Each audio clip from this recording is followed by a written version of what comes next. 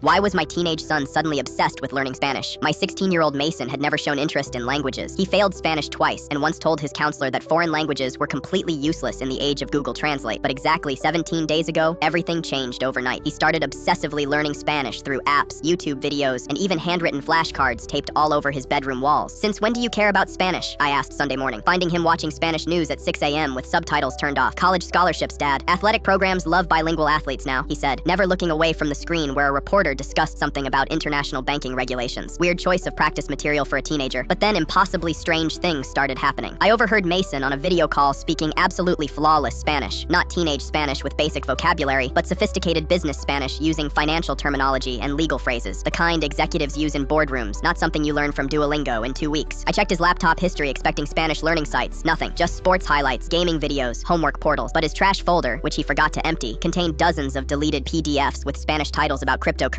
international wire transfers, and offshore accounts. Wednesday at 2 a.m., I woke to Mason's voice from the garage. Creeping downstairs, I heard him speaking urgent Spanish. "The 50,000 has to move by Friday. No, the authorities can't trace it if we use the method I explained." My blood froze. Through the door crack, I saw him pacing with multiple phones spread across Dad's workbench. "Who was that?" I confronted him immediately. He went white. "Just practicing Spanish with kids from Argentina. We play FIFA online together." Kids from Argentina discussing moving 50,000 of something at 2 a.m.? His hands shook violently. 50,000 points in the game, Dad. It's tournament stuff." The next morning, a FedEx overnight envelope arrived addressed to Miguel Sandoval at our address. Mason intercepted it, but I grabbed it first. Inside were wire transfer confirmations from banks in 3 different countries, all with Mason's photo but different names. Each showed transfers of exactly $50,000. "Are you in trouble?" I asked, my voice breaking. He started crying hysterically. "Dad, I'm so sorry. I can't stop now. They know where we live. If I don't finish the job by Friday, they said you and Mom..." He couldn't finish the sentence. That's when the truth exploded out. 6 months ago, Mason had answered an online tutoring ad. They offered $500 just to help Spanish-speaking kids with English homework. But it was a scam. They recorded him on video doing something stupid and embarrassing, then blackmailed him into being their money mule. They taught him Spanish through intensive daily sessions, not for education, but so he could communicate with their Latin American associates without leaving digital traces through translators. He'd been moving cryptocurrency, converting it to cash, then wiring it internationally. Small amounts at first, then larger, always under $50,000 to avoid federal reporting. The FBI agent later told us Mason had unknowingly helped launder over $2 million